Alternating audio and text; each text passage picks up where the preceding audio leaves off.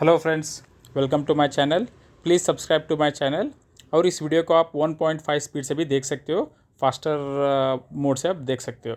अभी USDNR का status देखते हैं, 81.9 चल रहा है। मतलब ये 81.9 से 82 के बीच में ही घूम रहा है। इतना कंसोलिडेट कितने दिन से हो रहा है। कभी पॉवल आएगा, बोलता है कि हम रेट हाइक नहीं करेंगे, फिर बोलता है कि हम करेंगे, फिर बोलता है नहीं करेंगे, फिर बोलता है करेंगे। इतना कंफ्यूज्ड है पॉवल की, वो खुद ही समझ में नहीं आ रहा। अगर मैं फेड का अगर चेयरमैन बन जाऊँ ना, मैं खुद एक डिसीजन दे दूंगा कि इन्फ्लेशन कंट्रोल में आया नहीं आया करके। लेकिन पवल जी का भी एक मानना सही है, क्योंकि अभी देखिए US का इन्फ्लेशन रेट कंट्रोल में आ चुका है, लेकिन UK का और यूरोप का अभी तक कंट्रोल में नहीं है। और मतलब इसका हिंट क्या होता है कि US में आने वाले दिनों में भी प्रॉब्लम हो सकती है करके।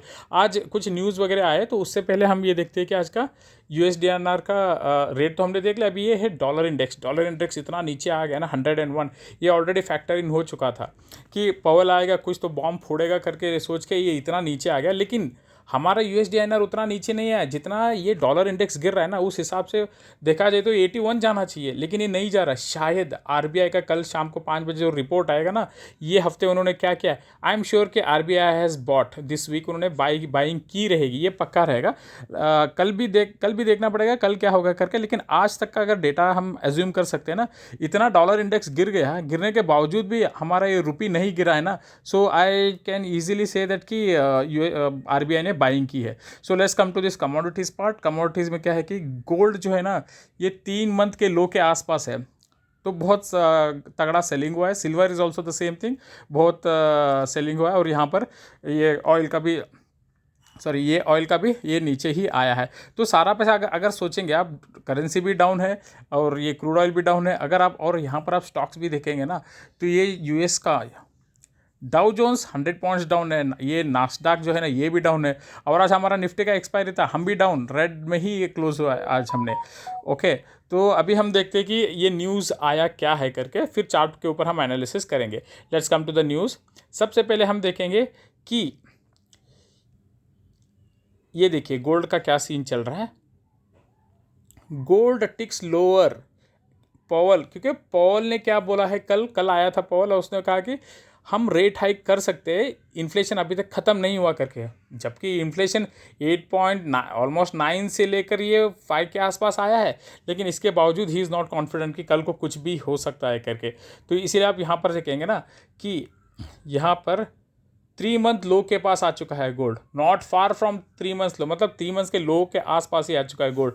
क्योंकि अभी अगर रेट हाइक होगा तो ऑफकोर्स सारा पैसा करेंसी में शिफ्ट होने के चांसेस बहुत ज़्यादा है, क्योंकि स्टॉक्स फॉल हो जाएंगे रेट हाइक का जैसे ही इसने इंडिकेशन दिया है, राइट। तो अभी हम देखते हैं, ये गोल्ड का हो गया। ओ गोल्ड का, ओके, ये है गोल्ड का ख़त्म हो गया।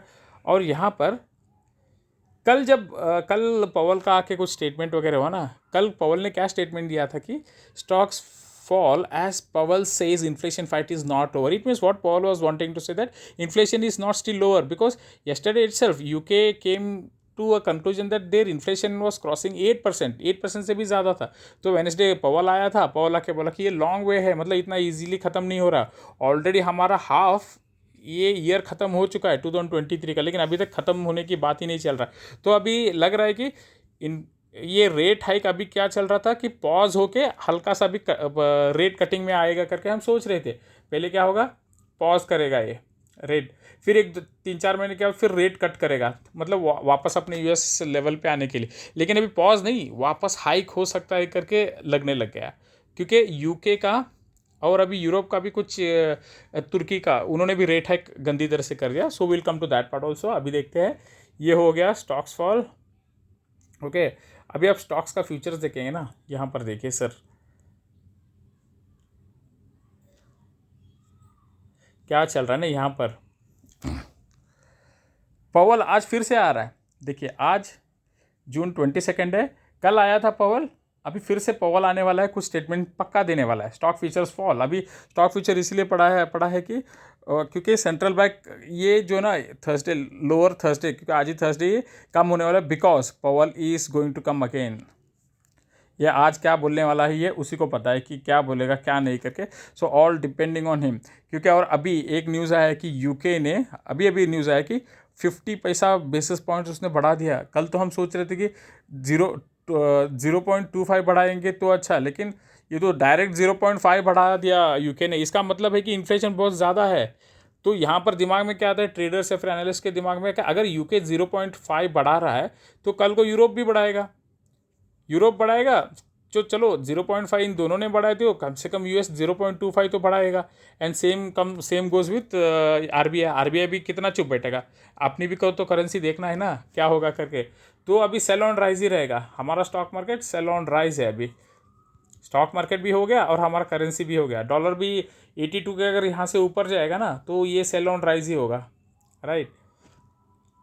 तो अभी हम चलते हैं कुछ और ज़्यादा न्यूज़ के पास। यहाँ पर क्या चल रहा है न्यूज़ अभी मैं आपको दिखाता हूँ।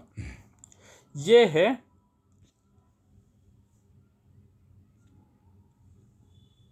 बैंक ऑफ इंग्लैंड का न्यूज़। क्या आया था बैंक ऑफ इंग्लैंड का न्यूज़, आप वीडियो को फास्ट चला के देख सकते हो। डायरेक्ट 5% पे आ गया है बैंक ऑफ इंग्लैंड ने, इस बंदे ने बढ़ा दिया डायरेक्ट। इन्होंने क्या कर दिया कि 0.5 मतलब 4.5 से 0.5। अगर आप ये देखेंगे ना ये रेट है कितना ज़्यादा है, ये देखिए rates are now at 15 year high. 15 साल पहले जो एफडी का रेट होता था ना उनका 15 साल पहले, 15 साल में इतना ज़्यादा कभी नहीं मिला, ये इतना ऊपर आ चुका है। और अभी तक इनका इन्फ्लेशन कंट्रोल में नहीं आया। So they will start doing some other plans की कैसे है क्या है करके, ये वो लोग प्लान करेंगे। अभी फ़िलहाल तो इन्होंने ये है कि we have raise the interest rate to 5%। मतलब आप सोचेंगे एक साल पहले हमारा 5.75 आया था एफडी का रेट, रेपो रेट तो उससे भी नीचे था। मतलब ये उतना ऊपर लेके आया, तो वी कैन एक्सपेक्ट कि अभी हमारा भी कुछ ये हो सकता है। और हम यहाँ पर देख सकते हैं कि और बाकी का क्या न्यूज़ आया है। यहाँ पर एक न्यूज़ हमने देखा कि एक मज़ेदार न्यूज़ है कि मार्क और एलन मस्क दोनों फाइटिंग कर रहे करके एक न्यूज़ आया था। एक मज़ेदार का न्यूज़ था, हमको तो उससे कुछ लेना देना नहीं है, हमको तो मतलब डॉलर से ही लेना देना है, राइट। हर जगह ये कि सरप्राइज़ है, ये half point bank of England का हाइक जो है ना, ये सब बोल रहे कि सरप्राइज़ है करके, राइट।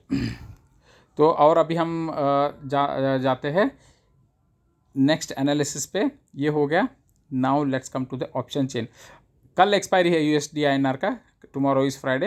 तो देखते हैं कल का एक्सपायरी क्या रहेगा, कैसा रहेगा। करेंसी में चल दिए हम लोग। सो टुमारोज एक्सपायरी 23 ये हो गए। यहाँ पर आप देख सकते हो ये है स्ट्राइक प्राइस 82, सबसे क्रूशियल अभी ये चल रहा है। और 82 में क्या चल रहा है, यहाँ पर आप देखेंगे आज फिर से 59,000 नए कॉन्ट्रैक्ट्स ऐड हो गए। मतलब फिर से 59,000 लोगों को क्या लगने लगा 82 के ऊपर जाएगा नहीं।